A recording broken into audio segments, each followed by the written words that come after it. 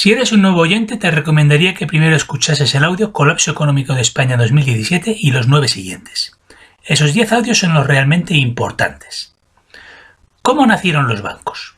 En el pasado, hace ya muchos siglos, algunos comerciantes que hicieron ingentes fortunas no sabían qué hacer con tanto dinero, así que decidieron prestarlo con intereses, lo cual es una forma bastante cómoda de hacer más dinero. En aquella época el dinero era realmente dinero, es decir, ellos prestaban monedas de oro y plata y el que recibía el préstamo debía devolver monedas de oro y plata con intereses. Hace unos 200 años estos comerciantes banqueros se agruparon y se les ocurrió una maléfica idea que solo puede ser calificada de complot. Decidieron sustituir el dinero de verdad por dinero fiduciario, es decir, por papelitos de colores. Al principio les costó bastante. No olvidéis que la gente de antes era más sensata que la de ahora. Pero finalmente lograron convencer a la población de que dichos papelitos eran tan válidos como el oro y la plata. A partir de ahí implementaron la segunda parte del plan. Imprimir dinero en secreto, a escondidas de la gente. La gente se pensaba que los banqueros habían imprimido X dinero, cuando en realidad habían imprimido 10X dinero. Con ese dinero extra, los dineros se han dedicado a comprar los bienes realmente valiosos de cada país. Ellos entregan papelitos de colores y a cambio reciben bienes realmente valiosos. Al final la gente siempre acaba abriendo los ojos y entonces esos papelitos de colores pierden todo su valor, pues la gente ya no los quiere. Esto es lo que pasará en 2018. Pero para cuando eso sucede ya es demasiado tarde y los banqueros ya se han quedado con lo mejor de cada país. Así opera la mafia banquera. Pero esto al fin y al cabo ya lo sabíais. Hoy quiero hablar sobre una particularidad del sistema financiero español, las cajas de ahorros. En España históricamente ha habido dos tipos de entidades de crédito, los bancos propiamente dichos y las cajas de ahorros. Los bancos, tal y como hemos visto, fueron creados por comerciantes ricos. Las cajas, por el contrario, surgieron cuando una serie de personas con un poquillo de dinero, que desconfiaban de los bancos, decidieron juntar ese dinero en una especie de cooperativa y nombrar a una persona de su confianza para gestionar ese dinero. Una persona que destacaba por su honradez y rectitud. No olvidéis que la gente de antes era más honesta. Con la particularidad de que además esa entidad estaba obligada a dedicar un porcentaje de sus beneficios a obras sociales. Con el tiempo estas cajas se abrieron a la influencia de los políticos, lo cual es hasta cierto punto lógico e incluso una buena idea sobre el papel. Pues los políticos han sido elegidos democráticamente por los ciudadanos, así que no es mala idea que ellos participen en la toma de decisiones, sobre todo en lo referente a qué obras sociales se ha de destinar el dinero, pues se supone que ellos son los mejores intérpretes de la voluntad popular. La gente además puede controlar a estos políticos e incluso cambiarlos cuando consideren que no están desempeñando bien sus funciones. Así que ya veis, de alguna manera la gente controla, aunque sea de forma indirecta, a las cajas de ahorros. Es decir, la gente tiene influencia en el mundo del dinero.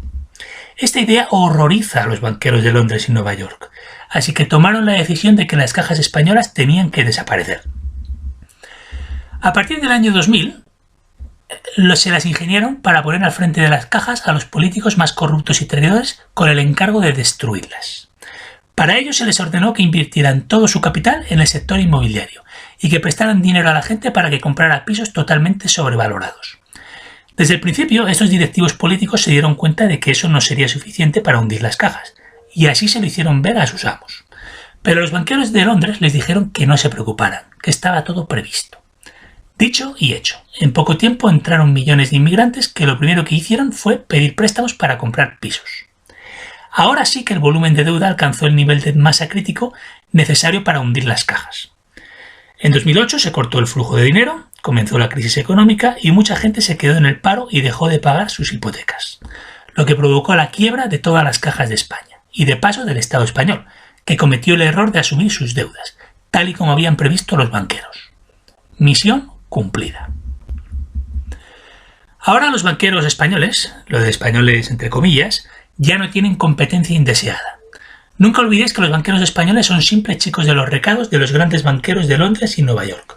Son los encargados de que el dinero venenoso creado en Londres y Nueva York fluya en España. ¿Por qué creéis, si no, que en el 2015 la reina Isabel II de Inglaterra concedió a Ana Botín, presidenta ejecutiva del Banco Santander, el rimbombante título de Dama Comandante de la Orden del Imperio Británico? ¿Y por qué creéis que en el 2004 el Congreso de Estados Unidos casi le dio su medalla de oro a José María Aznar? Felipe González fue un presidente pésimo para España, pero José María Aznar directamente ha sido radioactivo. fue el que abrió las puertas de par en par a los piratas de Londres y Nueva York.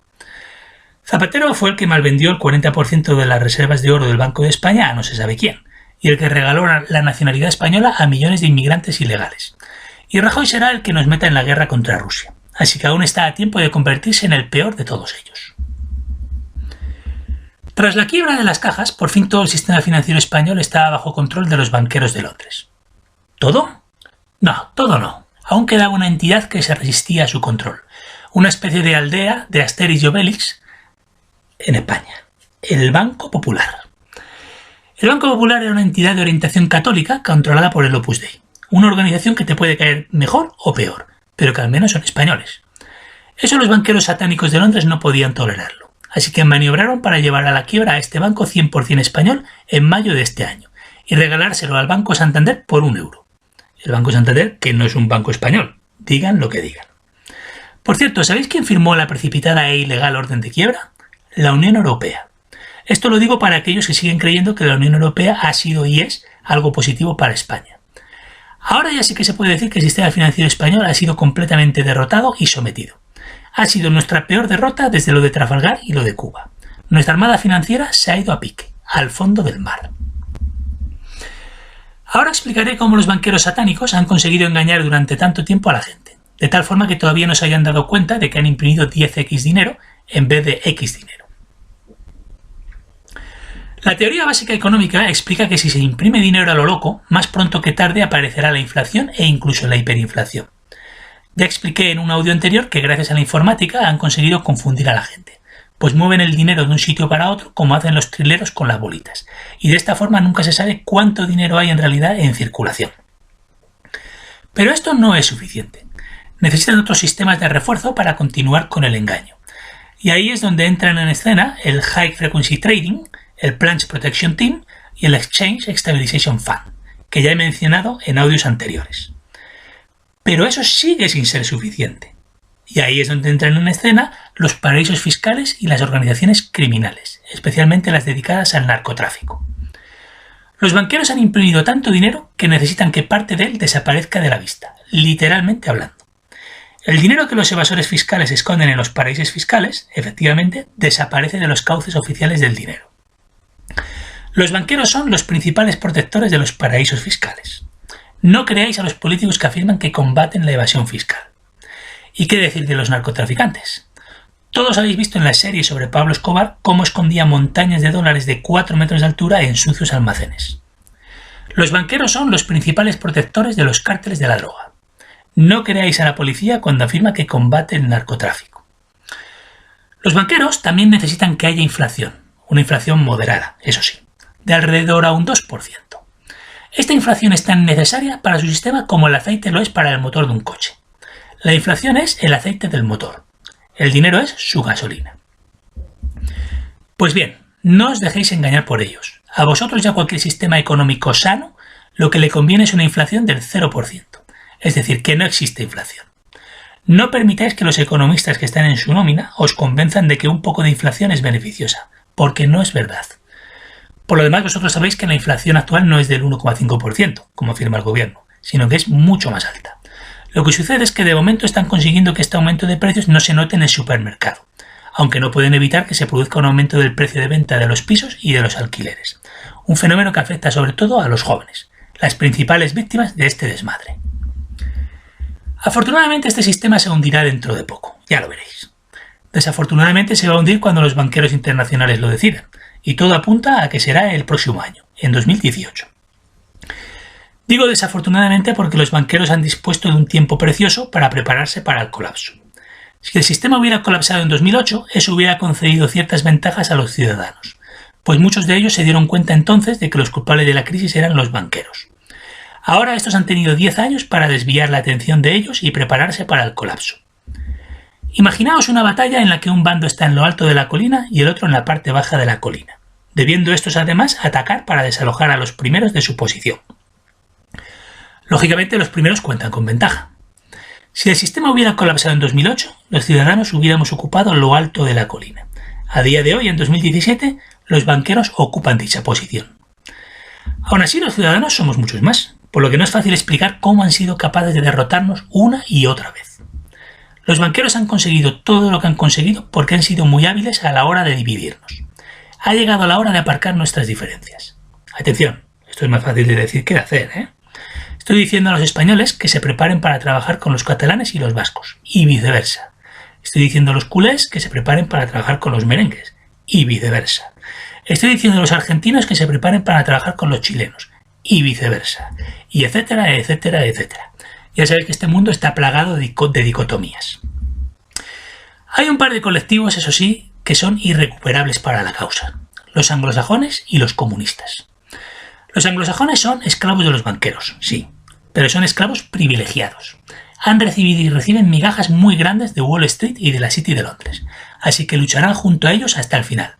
Bueno, más bien para ellos. Los jóvenes anglosajones son su carne de cañón.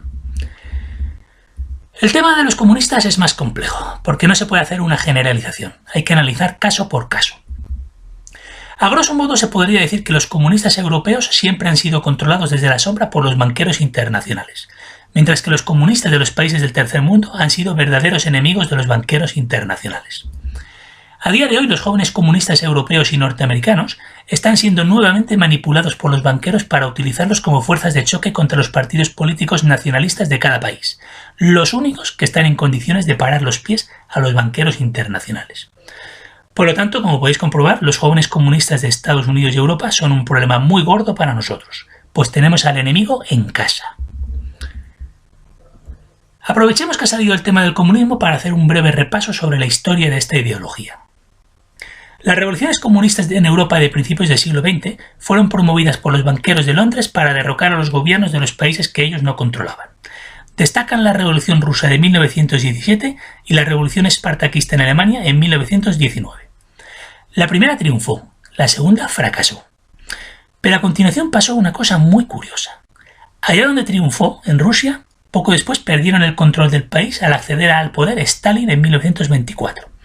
Y allá donde fracasó, en Alemania, sus agentes seguidamente se infiltraron con éxito en los centros del poder de la República de Weimar, hasta que Adolf Hitler se hizo con el poder en 1933 y también los neutralizó. Los banqueros de Londres y Nueva York estaban a punto de ser expulsados de Europa, cuando Hitler cometió el terrible error de invadir la Unión Soviética, provocando que la buena gente de Alemania y Rusia se destrozasen entre ellos, con el nefasto resultado de que los banqueros internacionales fueron los grandes beneficiados de la contienda. Así pues, como se puede comprobar, desde el momento en que Stalin llegó al poder, el comunismo pasó a ser una corriente opositora a los banqueros de Londres y Nueva York. Todos los grandes líderes comunistas de la segunda mitad del siglo XX han sido enemigos de los banqueros internacionales. Mao Zedong en China en 1949, Kim Il-sung en Corea del Norte en 1950, Ho Chi Minh en Vietnam en 1954 y Fidel Castro en Cuba en 1959. Por cierto, obsérvese que estos líderes ciertamente eran muy comunistas, pero también eran muy nacionalistas, renegaban del internacionalismo. ¿Simpatizo yo con estos líderes y con estos regímenes? En absoluto, todo lo contrario. Pero reconozco que al menos se han opuesto a la élite banquera de Londres y Nueva York, una secta que pretende establecer una tiranía satánica financiera en todo el planeta, hasta el punto de que planean implantarnos a todos un chip en la piel, como si fuéramos ganado.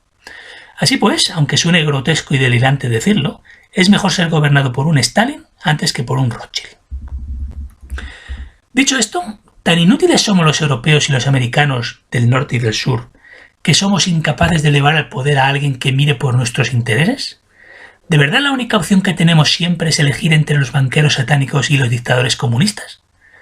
Yo creo firmemente que no tenemos por qué conformarnos entre optar a ser gobernados por un Rothschild o un Stalin.